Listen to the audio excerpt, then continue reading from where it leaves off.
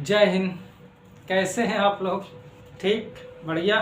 चलिए, आशा करते हैं आप लोग ठीक होंगे, बढ़िया होंगे, मस्त होंगे। हम लोग भारतीय भूगोल पढ़ रहे हैं। भारतीय भूगोल में इस समय जो हम लोग पढ़ रहे हैं वो है इंडियन ट्राइब्स के बारे में, जनजातियों के बारे में देख रहे हैं, भारतीय जनजातियों के बारे में देख रहे हैं। विश्व के बारे में नहीं देख रहे हैं। विश्व वाले में तो हम विश्व में देखेंगे, मतलब जब विश्व भूगोल पढ़ेंगे तो वहाँ पास देखेंगे। लेकिन जो भारतीय जनजातियाँ हैं उसके बारे में देख रहे हैं, मतलब सभी तो नहीं देख रहे हैं, लेकिन जो मुख्य मुख्य है उसको देखें। तो इससे पहले वाले वीडियो में क्या बताया गया था? जनजातियों के बारे में बताया गया था, तो आप लोग देखिएगा। अभी हम लोग थोड़ा देख लेते हैं क्या बताया गया था, लेकिन देखिएगा आप, इससे पहले वीडियो देखिएगा, प्लेलिस्ट में वीडियो पड़ा हुआ है। और उससे पहले अगर देखेंगे तो परिवहन के बारे में चल रहा था। परिवहन भी चला। परिवहन में मतलब रेल परिवहन हो गया, जल परिवहन हो गया, वायु परिवहन हो गया, सड़क परिवहन हो गया, इस सब के बारे में बात किया गया था। बंदरगाह के बारे में बात किया गया था। 13 बड़े बंदरगाह, 200 छोटे बंदरगाह, इसके बारे में बात हुई। तो आप लोग देखिएगा, ये सभी बताया गया है, तो आप लोग देख लेंगे, देख तो लेंगे ही ना। ठीक है, प्ले लिस्ट में जाइएगा, वहाँ रखा हुआ, मतलब रखा हुआ का मतलब पड़ा हुआ है, मतलब प्ले लिस्ट में जाकर आप देख लीजिएगा। कल हम लोग जो जनजातियों के बारे में देख रहे थे, उसमें हम लोग जो मुख्य जो राज्य हैं, जैसे राज्य का मतलब केंद्र शासित प्रदेश भी सम्मिलित थे उसमें, जैसे जम्मू कश्मीर, लद्दाख हो गया, हिमाचल प्रदेश, उत्तराखंड हो गया, राजस्थान हो गया, मध्य प्रदेश हो गया, गुजरात हो गया, महाराष्ट्र हो गया, कर्नाटक हो गया, आंध्र प्रदेश, तमिलनाडु। ये जो राज्य हैं इनमें जो मुख्य मुख्य जनजातियां पाई जा रही थी उनके बारे में हम लोग देखे थे। जैसे हम लोग देखते हैं, थोड़ा सा क्विक रिवीजन करते हैं। हम लोग जम्मू कश्मीर में देखे थे, गुज्जर जनजाति देखे थे, आपको याद है। लद्दाख वाले क्षेत्र में, द्रास वाले जो क्षेत्र में, वहाँ देखे थे क्या, ब्रोकापा देखे थे। इसके बाद जांगपा देखे थे। ठीक है, जैसे आए हम हिमाचल प्रदेश में आप गद्दी हो गया, बकरवाल हो गया, इन सब के बारे में, गद्दी, बकरवाल, जद्दा, किन्नौरी, ये सब के बारे में बात किए। इसके बाद हम आए उत्तराखंड में थारू हो गया, बुक्सा हो गया, जौनसारी हो गया, भोटांग हो गया, ये सभी जनजातियों के बारे में बात किए। इधर राजस्थान है, राजस्थान में हम लोग देखें, हम जैसे मीणा जनजाति हो गया उसके बारे में देखें, गरसिया जनजाति हो गया, कालबेलिया जनजाति, इसके बारे में बात किए। नीचे आएंगे, जैसे मध्य प्रदेश पड़ता है, मध्य प्रदेश में हम लोग देखें, जैसे भील जनजाति देखें, कोल जनजाति देखें, बैगा जनजाति, सहरिया जनजाति देखें, लंबाजी जनजाति देखें। इधर आएंगे, जैसे गुजरात में हम लोग देखे थे बंजारा जनजाति, कोली जनजाति देखे, और इसके बाद मुरिया जनजाति देखें। महाराष्ट्र में बंजारा जनजाति, कोली जनजाति देखें। और इधर जैसे जाएंगे, ये हो गया छत्तीसगढ़ में कवर्ला जनजाति देखें। ये हो गया उड़ीसा में तो आप उराई हो गया, मुरिया जनजाति हो गया, उरांव, ठीक है, मुआंग हो गया, इन सब के बारे में देखें। पश्चिम बंगाल इधर पड़ता है, तो पश्चिम बंगाल में आप लोग लोधा जनजाति हो गया, भूमिज जनजाति देखें। उससे ऊपर जाएंगे, यहाँ पास झारखंड पड़ता है, झारखंड में मुंडा जनजाति हो गया, गोंड जनजाति, संथाल हो गया, बिरहोर हो गया, हो जनजाति हो गया। और इसके बाद आंध्र प्रदेश में बहरूपिया जनजाति, कोया जनजाति हो गया, ये सब के बारे में बात किए थे। इधर हो गया भारतीय जनजाति कर्नाटक में। नीचे जाएंगे, केरल में नायर जनजाति, मुख्य रूप से नायर कारद हो गया, नायर हो गया, ठीक है, ये सब के बारे में बात किए थे। और इधर तमिलनाडु में आप टोडा जनजाति हो गया, बगाड़ा जनजाति देखें, कोटा जनजाति देखें, ठीक। यहाँ पास सिक्किम में लेप्चा जनजाति देखें। इधर अरुणाचल प्रदेश में डफला मिरिया बोर मिसमी देखें। नागालैंड में नागा जनजाति, कोन्याक जनजाति देखें, ठीक है। इसके बाद मणिपुर में हम लोग कुकी जनजाति देखें। त्रिपुरा में रियांग जनजाति देखें। मेघालय में हम लोग खासी, गारो, जयंतीय जनजाति देखें। वही जनजाति असम में भी पाई जाती है। तो ये सब के बारे में हम लोग कल देखें। यहाँ तक बात हो गई थी ना, इसके बारे में आप लोग देख लेंगे, लिख लेंगे ना, इससे पहले वाले वीडियो में जाकर और जो बताया गया उसको लिख लीजिएगा। आज हम कुछ महत्वपूर्ण तथ्य देख लेते हैं। और भी हम महत्वपूर्ण तथ्य कल देखे थे, आज थोड़ा सा और देख लेते हैं। जैसे हम लोग बात किए थे, आदिवासियों को मसीहा किसे कहा जाता है, तो मोतीलाल तेजपाल को कहा जाता है। एक ही आंदोलन शुरू किए थे, 1921 के आसपास की बात है। फिर बाद में आत्मसमर्पण कर दिए थे। बेगार से संबंधित आंदोलन था। बेगार का मतलब काम करवा लिया जाता था, वेतन नहीं दिया जाता था, पैसा नहीं मिलता था, मजदूरी नहीं मिलती थी, इसलिए एक ही आंदोलन शुरू हुआ था। तो ये सब कल बताया गया है, आप लोग देख लेंगे ना, ठीक। आज हम उसी से आगे कुछ महत्वपूर्ण तथ्य के बारे में बात करते हैं। चलिए, तो आप लोग नींद मार लिए होंगे, ठीक है। अगर नींद पूरी हो गई है तो आप लिखेंगे, ठीक। चलिए, तो कुछ महत्वपूर्ण तथ्य, कुछ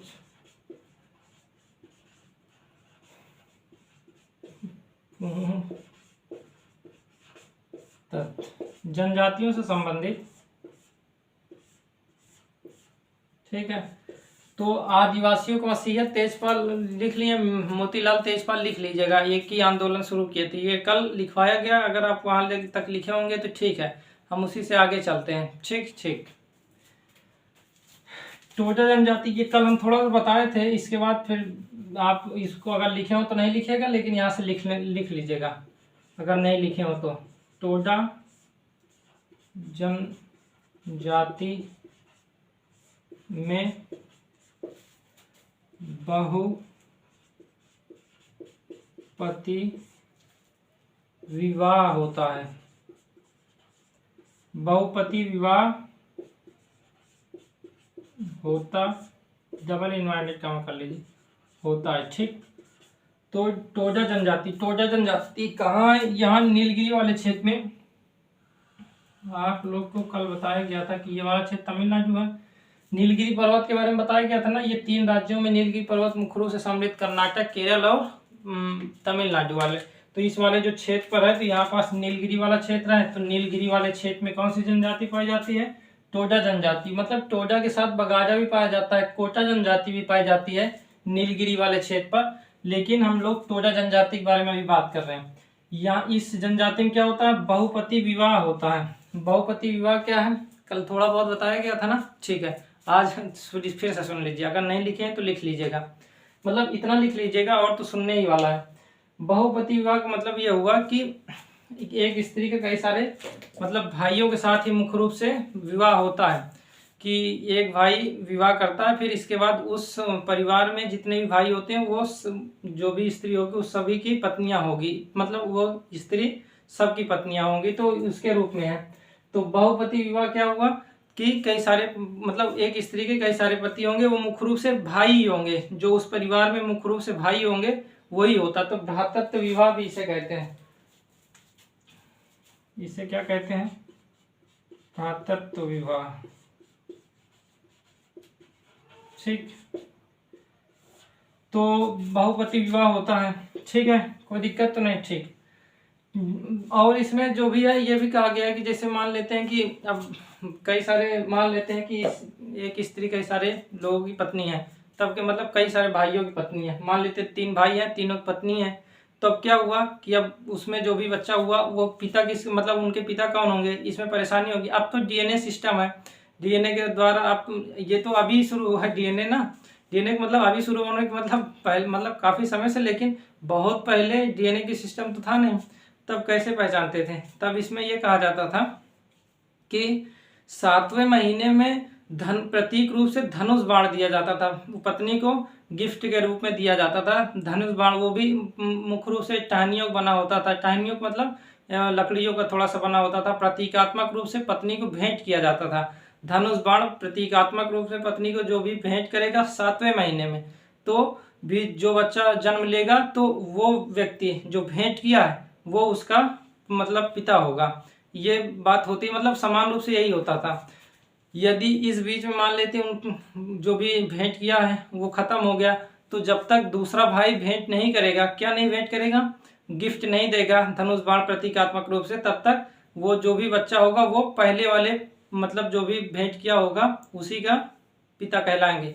लेकिन उसके बाद जो भी भेंट करेगा फिर उसका पिता कहलाएंगे, मतलब वो बच्चा फिर उसका पिता हो, मतलब उस बच्चे का पिता जो भी धनुष बाण दिया होगा फिर उसका होगा। ठीक है, इस रूप में मतलब है।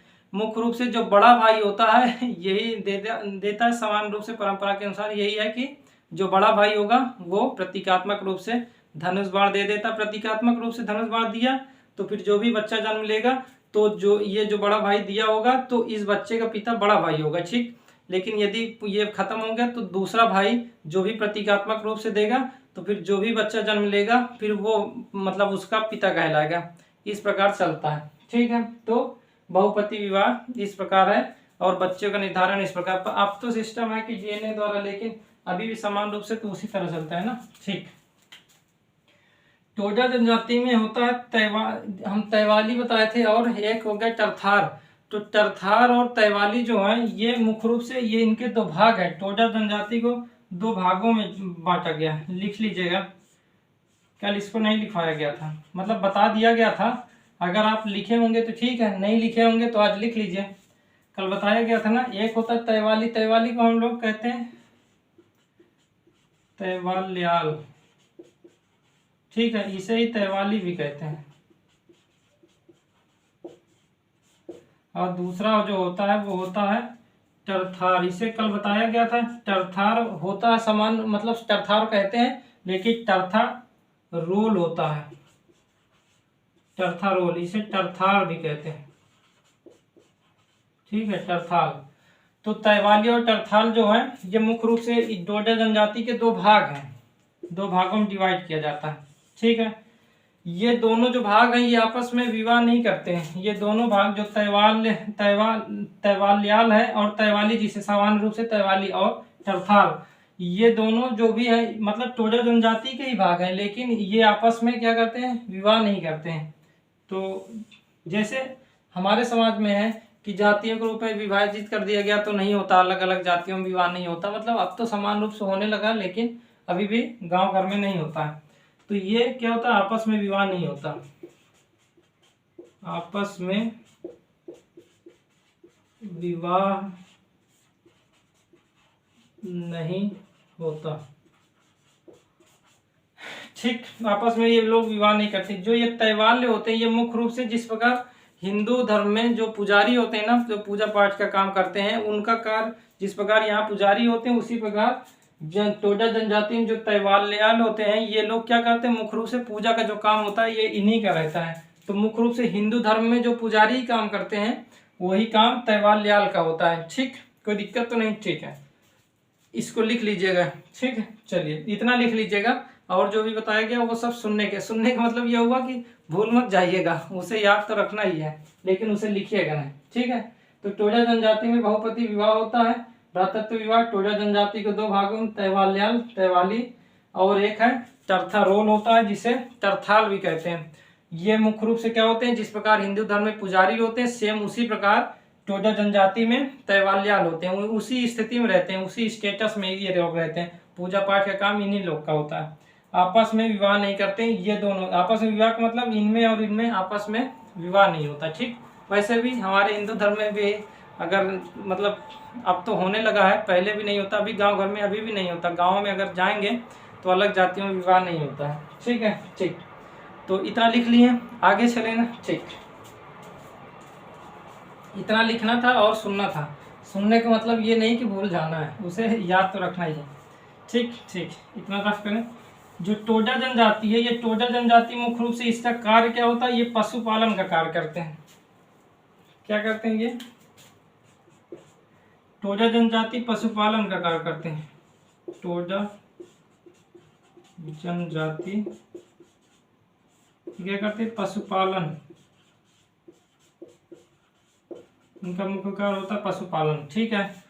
और टोडा जनजाति ये इसी में रहते हैं, इसी के आसपास बगाड़ा भी जनजाति रहती है। जो बगाड़ा जनजाति है इसी के नीलगिरी वाले क्षेत्र में रहती है। ये नीलगिरी वाले क्षेत्र में है,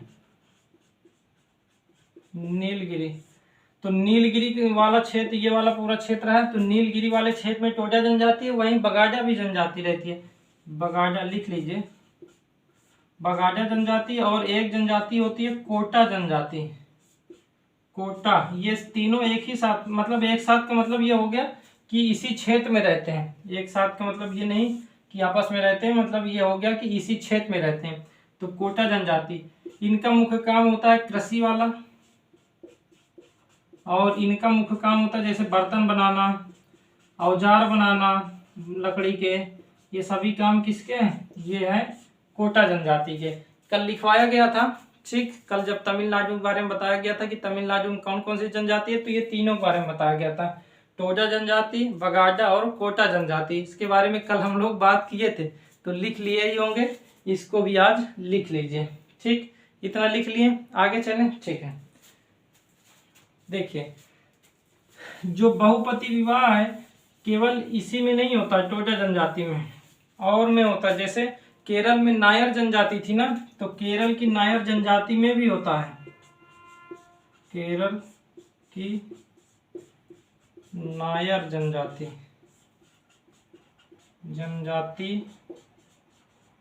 में बहुपति विवाह होता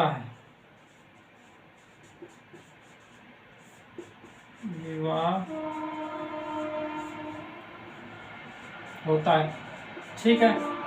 तो केरल की नायर जो जनजाति है वहाँ भी बहुपति विवाह होता है। मुख्य रूप से देखिए यहाँ भी होता है, जैसे एक यहाँ पास उत्तराखंड में जौनसारी बघार जनजाति है, कल बताया गया था ना जौनसारी, तो उसमें भी बहुपति विवाह होता है। हिंदू धर्म में देखिए बहुपति विवाह नहीं होता, ठीक है। देखिए आप जानते हो 1954 और 55 में देखिए हिंदू मैरिज एक्ट आया, हिंदू स्पेशल मैरिज एक्ट आया। तो ये 1954-55 में मैरिज एक्ट आए, हिंदू के मतलब स्पेशल मैरिज एक्ट और हिंदू मैरिज एक्ट ये आया। तो उसके द्वारा ये कहा गया कि एक ही विवाह होगा। तो लेकिन मुस्लिमों में अभी होता है, तो उसकी बात हम नहीं कर रहे हैं, जिसमें कानून के अनुसार उनका दूसरा तरह चलता है, उस पर मतलब मैरिज एक्ट अभी उनका नहीं बना है, ठीक है। ठीक, मतलब उनका मुख्य रूप से 1937, 38, 39 वाला चल रहा है, ठीक है। केरल की नायर जनजातियों में बहुपति विवाह होता है, यहाँ होता है, और जौनसारी होता है उत्तराखंड वाले में, ठीक। तो इतना लिख लीजिए, जानने वाला था इतना लिख लीजिए, ठीक है। ठीक, हिंदुओं में बहुपति विवाह नहीं है, क्यों नहीं है? क्योंकि मैरिज एक्ट में प्रतिबंध लगा दिया गया है हिंदुओं में, मुस्लिमों में अभी नहीं लगाया गया। वो 1937 और 1939 का एक्ट उन पर लागू है, मतलब जो उस समय अंग्रेज के समय बना था उसमें 4 विवाह उनके साथ मतलब मुस्लिमों में होता है, ठीक है। उसके लिए अभी कानून नहीं है, ठीक है। इतना लिख लिए, ठीक।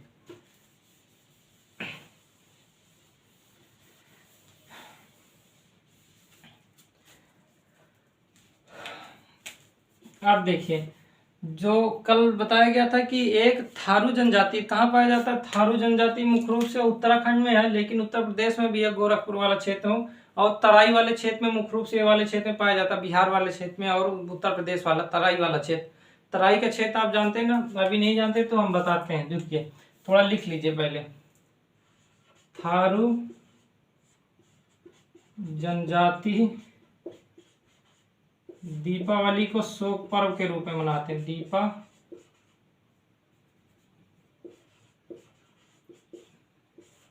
दीपावली को, दीपावस मत लिखिएगा, दीपावली को शोक पर्व के रूप में मनाती है, ठीक। तो थारू जनजाति है, दीपावली को शोक पर्व के रूप में मनाती है, इसको डबल इन्वर्टेड काउंट कर लीजिए, इसको सिंगल इन्वर्टेड काउंट कर लीजिए, ठीक है। तो थारू जनजाति दीपावली को शोक पर्व के रूप में, थारू जनजाति मुख्य रूप से उत्तराखंड में स्थित है, उत्तराखंड, और जो गोरखपुर वाला उत्तर प्रदेश का क्षेत्र है, और जो तराई वाला क्षेत्र है, तराई का क्षेत्र क्या होता है, तराई का क्षेत्र देखिए हम लोग जब मैदान देख रहे थे, मैदान पढ़ रहे थे, मैदान में हम लोग बात किए थे भाबर, ये वाले मैदान की बात कर रहे हैं। भाबर होता है, तराई होता है, खादर और बांगर 4 भागों में डिवाइड किए थे। तो जो भाबर है वो तो पत्थरों से मतलब खूब ढेर बड़े बड़े पत्थर आकर नीचे वाले क्षेत्र में एकत्रित हो गए, जिस कारणवश क्या हुआ, नदियां आई, उसे भाबर कहते हैं। जो बड़े बड़े पत्थर वाला क्षेत्र है उसे भाबर कहते हैं। नदियां फिर वितरित हो गई, और वितरित होकर उसके आगे जब निकली तो वो क्या हो गई, कई धारा में बट गई नदियां, जिससे उसका पानी कई जगहों बह गया, जिससे उसका क्षेत्र जो हो गया वो दलदली वाला क्षेत्र हो गया, उसे तराई क्षेत्र कहा गया। तो तराई क्षेत्र समझ में आया। हम लोग मैदान वाले भाग में, अगर आप अच्छे से देखना है तो मैदान वाले भाग में देख लीजिए, यहाँ तो समान रूप से बता दिए, ठीक। तो जो तराई वाला क्षेत्र है, उस तराई वाले क्षेत्र में मुख्य रूप से थारू जनजाति पाई जाती है। उत्तराखंड वाले क्षेत्र में कल लिखवाया ही गया है, तो उसको लिख लीजिएगा। तो थारू जनजाति दीपावली को शोक पर्व के रूप में मनाती है, कोई दिक्कत तो नहीं, ठीक। जो तीसरा बिंदु क्या लिखेंगे कि जो आप जानते हैं कि जो झारखंड है, झारखंड की जो हो जनजाति है, लिखिए झारखंड की हो जनजाति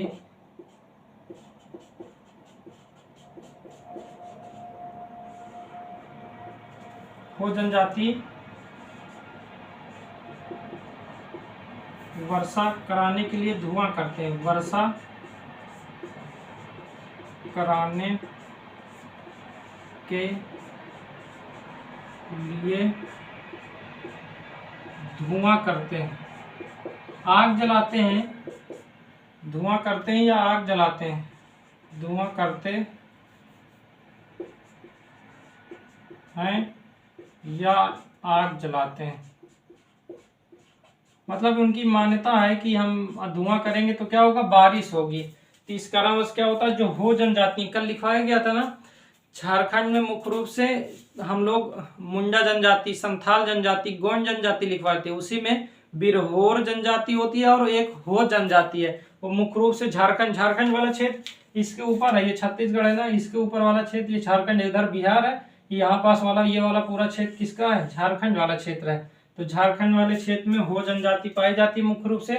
वो क्या करती है, वो आग जलाती है, धुआं करती है, किस लिए, वर्षा कराने के लिए। ठीक, कोई दिक्कत नहीं इसमें, जो कुछ समझाने वाला है ही नहीं, तो कोई परेशानी होगी नहीं। ठीक, तो लिख लेंगे इतना, आगे चले ना। ठीक,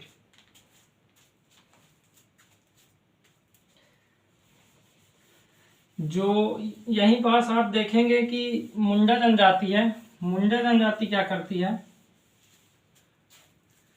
एक लिखिए जंग टोपा क्या होते हैं, जो मुंडा जनजाति, मुंडा जनजाति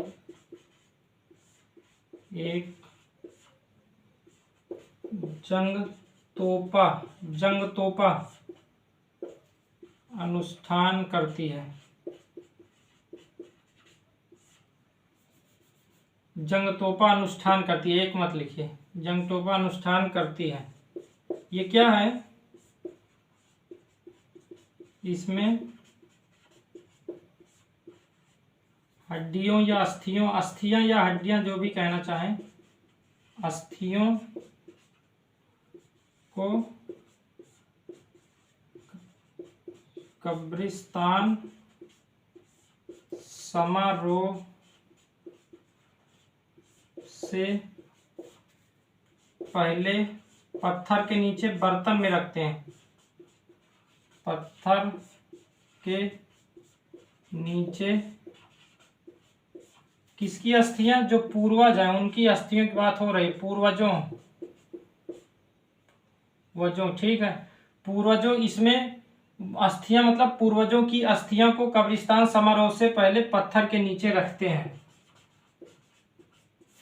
पूर्वज जरूर लिख लीजिएगा कि जो भी खत्म होता है उसको क्या करते हैं, कब्रिस्तान समारोह जब तक हो नहीं जाता तब तक क्या करते हैं, एक पत्थर रहता है, पत्थर क्या करते हैं, पत्थर एक बड़ा सा लेते हैं, उसको कब्रिस्तान के रूप में चिन्हित नहीं करते हैं उसको, कि ऐसा नहीं है, जो पत्थर रहता है उस पत्थर को इस प्रकार है, उसको सीधा ऐसे सपाट रूप में रख दिया जाता है। सपाट रूप में रखने के बाद क्या होता है, जो अस्थियां होती है उसको बर्तन में रखकर इसके नीचे दबा दिया जाता है, और जब दबा दिया जाता है उसको चिन्हित नहीं किया जाता कि ये कब्रिस्तान है। ठीक, उसको ऐसे समान रूप से रखा रहता है। और प्रतिवर्ष क्या करते हैं, प्रतिवर्ष वहां जाकर श्रद्धांजलि देते हैं सभी लोग। ये भी मतलब अनिवार्य रूप से सब लोग मिलकर समूह से क्या करते हैं, श्रद्धांजलि देते हैं, इसको उठाकर निकालते हैं, फिर श्रद्धांजलि उसमें देते हैं। लेकिन इसको चिन्हित नहीं किया जाता, वो कब तक, जब तक कब्रिस्तान समारोह हो नहीं जाता। कब्रिस्तान समारोह एक निश्चित समय के बाद किया जाता है, जब ये हो जाता है तब ये मतलब उस स्थान पर जो भी पूर्वजों की रखी रहती है वो समाप्त कर दिया जाता है। ठीक, तो जो पूर्वजों की अस्थियां उसको क्या करते हैं, उसको बर्तन में रखकर एक पत्थर के नीचे दबा दिया जाता है, और प्रतिवर्ष क्या किया जाता है, अनुष्ठान किया जाता है इसको, और श्रद्धांजलि दी जाती है। ठीक है, ठीक, तो लिख लेंगे किसमें, मुंडा जनजाति। मुंडा जनजाति कहाँ पाई जाती है, मुख्य रूप से झारखंड में पाई जाती है, पश्चिम बंगाल, उड़ीसा हो गया, बिहार में भी पाई जाती है। बिहार हो गया, पश्चिम बंगाल हो गया, उड़ीसा वाले क्षेत्र में भी मुंडा जनजाति होती है, लेकिन मुख्य रूप से कहाँ है, झारखंड में। कोई दिक्कत तो नहीं है, इतना लिख लिए, रफ करें। ठीक, जो मुंडा जनजाति है ये एक सरहुल नाम का क्या मनाते हैं, त्योहार मनाते हैं। मुंडा जनजाति सरहुल, लिखिए सरहुल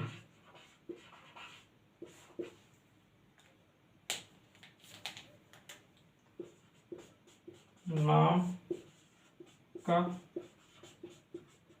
त्योहार मनाते हैं। ये मुख्य रूप से जब वसंत आता है तब वसंत लाने के लिए क्या करते हैं, वसंत के समय, ठीक है, इसे मनाया जाता है, वसंत के समय इसको मनाया जाता है। और भी कई सारे मतलब समारोह मतलब त्योहार मनाए जाते हैं, जैसे करम हो गया, एक हो गया फुगा हो गया, फुगा तो एक फुगा हो गया, जैसे मेगा हो गया, मेगा हो गया, फुगा हो गया, ये सभी क्या होते हैं, ये भी एक त्योहार है। किसमें का, मुंडा जनजाति त्योहार, हार मत लिखिएगा, त्योहार लिखिएगा, ठीक है, ठीक। तो मुंडा जनजाति सरहुल नाम का त्योहार मनाते हैं, बसंत के समय मनाया जाता है। ये मुख्य रूप से चैत्र के मास में, ठीक है, चैत्र के मास में। और करम भी है, फुगा है, मेगा, ये भी त्योहार मनाए जाते हैं। किसमें, मुख्य रूप से मुंडा जनजाति में मनाए जाते हैं। कोई दिक्कत तो नहीं, रफ करे ना, ठीक। कई जनजाति मुख्य रूप से क्या करती हैं, जो दहन एवं कीर्तन है, इसके बाद हम लोग बात करेंगे। अभी हम लोग जब स्थानांतरित कृषि देखेंगे, हमारा टॉपिक इसके बाद कृषि होगा। जैसे ही कृषि देखेंगे तो वहाँ एक स्थानांतरित कृषि होगी, उसमें दहन एवं कीर्तन शब्द आएगा, लेकिन हम आज साधारण रूप से थोड़ा सा भी देख लेते हैं, इसके बाद वहाँ पास विशेष रूप से देखेंगे, ठीक ठीक। तो एक जनजाति है गोंड जनजाति। कौन सी जनजाति, गोंड, कल बताया गया था। तो अब तो नाम आप लोग को कुछ बहुत याद, सब तो नहीं याद हुए होंगे, वैसे सब याद एक बार में होता भी नहीं, अभी बता रहे हैं। गोंड जनजाति दहन एवं कीर्तन या दहिया खेती करते हैं, दहिया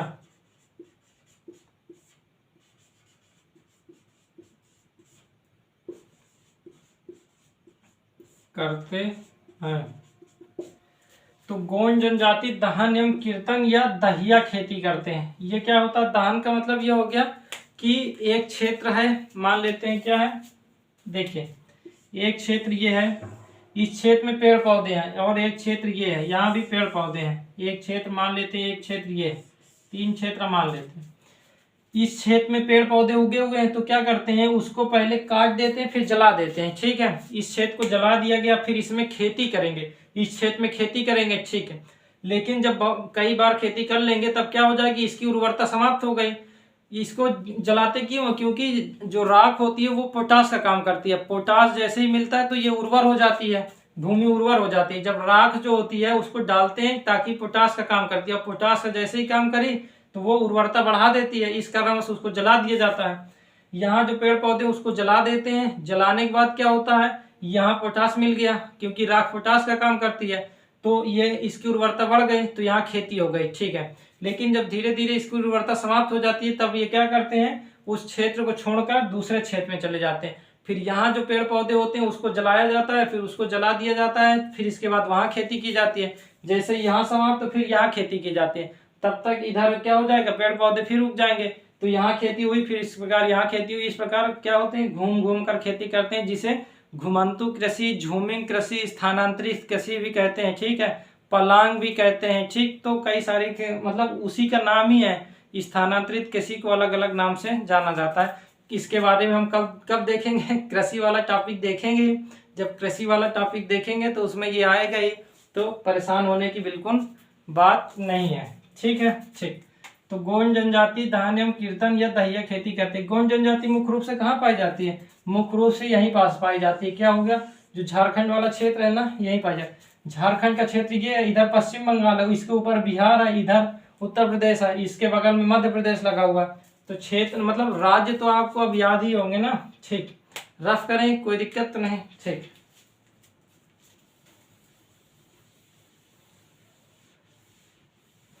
अब देखते हैं, जो भी बिंदु आप लिख लीजिएगा। क्या है कि क्रय विवाह होता है, क्रय विवाह का मतलब अभी देखते हैं। क्रय विवाह होता है, जनजातियों में क्रय विवाह होता है,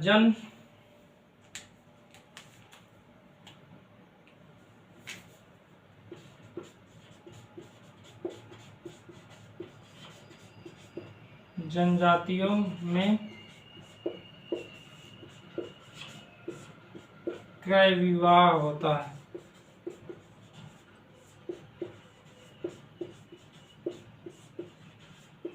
ये क्या है थोड़ा देखते हैं। क्रय विवाह डबल इन्वर्ट कॉमन कर लीजिएगा, ठीक है। जनजातियों में क्रय विवाह होता है, ये क्या है, आप दहेज जानते ही है ना, ठीक है। ठीक उसी प्रकार होता है दहेज, तो जानते ही हैं कि जैसे समान रूप से दहेज दिया जाता है, लड़की वालों की तरफ से लड़कों को दिया जाता है। मतलब देना तो नहीं चाहिए, कानून भी है नहीं देना है, अगर मांगा जा रहा है तो उसके लिए अलग अलग प्रावधान है, दंड का प्रावधान है। लेकिन इसमें क्रय विवाह होता है किसमें, जनजातियों में। एक प्रकार से जो दहेज प्रथा के रूप दहेज प्रथा चलती है उसमें मुख्य रूप से क्रय विवाह होता है कि दिया जाता है, एक प्रकार से बेचा जाता है उस रूप में जो समान रूप से कहा जाता है, लेकिन उसमें सांस्कृतिक रूप में यूज किया जाता है, अच्छे के रूप में यूज किया जाता है, ठीक है। तो जनजातियों में क्रय विवाह होता है, जिस प्रकार दहेज प्रथा यहाँ होती है समान रूप से वहाँ होती है। तो अब आपके मन में ये तो नहीं उठ रहा है कि यहाँ तो प्रतिबंध लगा दिया गया है दहेज प्रथा, वहाँ पास ऐसा क्यों नहीं किया जाता। तो क्योंकि अनुच्छेद 14 में तो समानता की बात की गई है कि कोई भी कानून कहीं भी लगेगा, ऐसा नहीं है, भेदभाव नहीं किया जाएगा। लेकिन क्या होता है, आप लोग यदि अनुच्छेद 14 देखें तो एक चीज और भी देखे होंगे, क्या है कि कोई भी कानून संसद या विधानमंडल बनाती है तो जनजाति वाले क्षेत्र में सीधे तौर पर लागू नहीं होता है, ठीक है। इसको भी सुन लीजिए कि जनजाति वाला जो क्षेत्र होगा वहाँ संसद या विधानमंडल कोई भी कानून बनाएगी तो सीधा नहीं लागू होगा। तो कैसे लागू होगा, वहाँ पास ARC या ADC होता है, ARC या ADC। ARC का मतलब होता है ऑटोनॉमस रीजनल काउंसिल, इसको कहते हैं ऑटोनॉमस डिस्ट्रिक्ट काउंसिल, हिंदी में कहें कि स्वायत्त शासी क्षेत्रीय परिषद, इसे कहते हैं स्वायत्त शासी जिला परिषद। तो स्वायत्त शासी जिला परिषद या स्वायत्त शासी क्षेत्रीय परिषद होता है। ये क्या करते हैं, कोई भी जो संसद या विधानमंडल से कानून पारित होता है तो उसको क्या करते हैं, ये लोग अप्रूव करते हैं। अगर इनके अनुसार जब तक ये नहीं करेंगे मुख्य रूप से वहाँ के जो कानून सीधे तौर पर लागू नहीं होंगे संसद या विधानमंडल के, तो ये लोग क्या करते हैं, जो भी होगा विधायिका का कार्य ये लोग करते हैं, विधायिका हो गया, ठीक है। न्यायपालिका का कार्य मुख्य रूप से कौन करते हैं, ADC करते हैं, ADC या ARC करते हैं। स्वायत्त शासी जिला परिषद या स्वायत्त शासित क्षेत्रीय परिषद, ऑटोनॉमस डिस्ट्रिक्ट काउंसिल या ऑटोनॉमस रीजनल काउंसिल, ठीक। तो ये लोग मुख्य रूप से करते हैं। तो सीधे तौर पर जब विधानमंडल और संसद के सीधे कानून नहीं लागू होंगे तो कौन कार्य करेगा, विधायिका का कार्य ये लोग करने लगते हैं, ठीक है। जब ये सरकार के द्वारा ही बनाया गया, देखिए बारदोलोई समिति बनी थी संविधान सभा में, बारदोलोई समिति बनी थी, उसके आधार पर भी ADC हुआ है। तो जैसे 244 अनुच्छेद 244 में इसके बारे में प्रावधान है, आर्टिकल 244 हो गया। और हमारे में जनजाति आयोग भी बना है 200 में, आप देखेंगे 338, शायद 338A होगा, 338 भी है। 338 में मुख्य रूप से वो अनुसूचित जाति के लिए, 338A में अनुसूचित जनजाति आयोग बना है, और 338B में फिर पिछड़ा वर्ग आयोग बना है, ठीक है। तो ये भी है। 342 में भी मुख्य रूप से बताया गया अनुच्छेद जनजातियों के बारे में कहा गया। जो 5वीं और 6ठी अनुसूची है हमारे संविधान में, 12 अनुसूचियां, उसमें जो 5वीं और 6ठी अनुसूची है वो मुख्य रूप से बताते हैं, ये जो 5वीं और 6ठी अनुसूची है मुख्य रूप से आर्टिकल 244 से ही संबंधित है, ठीक है। भाग 10 की बात है, ये 244 भाग 10 में है। तो हमारे संविधान में 22 या 25 भाग हैं, 22 या 25 क्यों है, नंबरिंग में 22 है लेकिन गिनने में 25 है, ये हम लोग वहीं देखेंगे जब देखेंगे, ठीक है। तो ये कुछ अनुच्छेद हैं जो बताते हैं कि सीधे तौर पर लागू नहीं होंगे। कहाँ नहीं लागू होंगे, संविधान में कह दिया गया है कि संसद एवं विधानमंडल कोई भी कानून बनाएगी तो वो जनजाति क्षेत्र में सीधे तौर पर लागू नहीं होगा, ठीक है। तो जब सीधे तौर पर लागू नहीं होगा इसके लिए बनाया गया ADC बनाया गया और ARC बनाया गया, ठीक है। ये लोग क्या करते हैं, वो उसी के अनुसार, उस परिस्थितियों के अनुसार देखकर उसे वहां पास लागू करते हैं, ठीक है, ठीक। तो कोई दिक्कत तो नहीं है, ठीक। तो क्रय विवाह समझ में आया। और सीधा कानून क्यों नहीं लगता है, क्यों नहीं रोका जा रहा है, क्योंकि वो ADC देखते हैं। क्योंकि अब ये हम सामान्य रूप से रह रहे हैं, जनजाति क्षेत्र में जो लोग रहे होंगे उस क्षेत्र के बारे में जानेंगे, उस परंपरा के बारे में जानेंगे, उस संस्कृति के बारे में जानेंगे, तो वो लोग उस अनुसार करेंगे। क्योंकि ये लोग अत्यधिक हस्तक्षेप, मतलब बाहरी हस्तक्षेप को ज़्यादा जो भी जनजाति होती है वो मतलब स्वीकार नहीं करती है, ठीक है, ठीक। इतना समझ में आ रहा है, चलिए इतना समझ में आया तो बहुत है, कोई दिक्कत तो है नहीं। ठीक ठीक, तो इतना लिख लिए हैं, कोई दिक्कत नहीं है ना। ठीक है, हमारे भारत में कई सारी प्रजातियां आई थी, जिसे जैसे नीग्रो आए हैं, प्रोटोअस्ट्राइड आए हैं, इसके बाद मंगोलाइड आए हैं, भूमध्य सागरीय लोग भी आए हैं, तो ये सब नार्डिक लोग भी आए, तो ये कई सारे लोग आए हैं, जैसे कई सारी प्रजातियां भारत में आई हैं। लिखिए, भारत में कई प्रजातियां आई हैं। उसमें जैसे आप इससे पहले वाले में जो क्रय विवाह है ना, क्रय विवाह में जैसे कौन कौन सी जनजाति सम्मिलित, लगभग सभी सम्मिलित हैं। जैसे आप उसमें गोंड हो गया, मुंडा हो गया, संथाल हो गया, नगा हो गया, कुकी हो गया, कोन्याक हो गया, ये सभी जो जनजाति हैं इसमें मुख्य रूप से होता है। ठीक है, लिखना चाहें तो एग्जाम्पल में उसको लिख लीजिएगा। ठीक ठीक है, तो भारत में कई प्रजातियां आई हैं, जैसे आप देखेंगे कि आप देखेंगे नीग्रो आए हैं, निग्रोलाइड जिसे कहते हैं, निग्रोलाइड,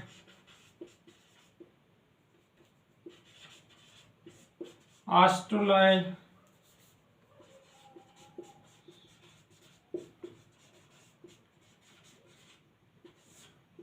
भूमध्य सागरी से आए, भूमध्य सागर से क्षेत्रीय वाले क्षेत्र से भी आए हैं।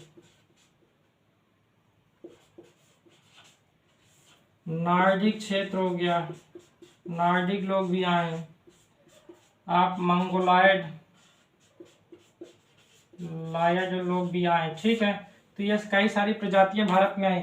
जो देखिए मंगोलाइड तो होते हैं ये पूरे जो आप देख रहे हैं ना, इसे पूर्वोत्तर क्षेत्र में, तो इस क्षेत्र में क्या होते हैं, मंगोलाइड क्षेत्र है। भूमध्य सागरी मुख्य रूप से ये मध्य वाला क्षेत्र भूमध्य सागरी है। निग्रोलाइड हो गया जो अंडमान निकोबार हो गया, केरल वाले क्षेत्र में जो भी लोग जो जनजातियां हैं वो सभी इससे संबंधित हैं। ऑस्ट्रोलाइड हो गया जो ऊपर वाला क्षेत्र है, ये वाला हो गया। ऊपर वाला क्षेत्र का मतलब उत्तर वाला क्षेत्र हो गया। नार्डिक वाला क्षेत्र ये वाला पूरा क्षेत्र हो गया। ठीक, मतलब पश्चिमोत्तर क्षेत्र वाला। तो यहाँ पर जो जनजातियां पाई जाती है ये सभी इसी प्रजातियों से संबंधित है। ठीक है, तो इसको लिख लीजिएगा। ठीक, कोई दिक्कत तो नहीं है। ठीक है, निग्रोलाइड हो गया नीचे वाला क्षेत्र हो गया, भूमध्य सागरी बीच वाला, ऑस्ट्रोलाइड ऊपर उत्तर क्षेत्र, नार्डिक हो गया ये पश्चिमोत्तर, मंगोलाइड हो गया पूर्वोत्तर क्षेत्र। ठीक है, ठीक, इसको लिख लिए। ठीक, रफ करें ना। ठीक, अब इतना समझ में आ रहा है, समझ में आया ही होगा। और जो कल लिखवाया गया था कुछ फैक्ट उसको लिखे ही होंगे, जैसे आदिवासियों के मसीहा,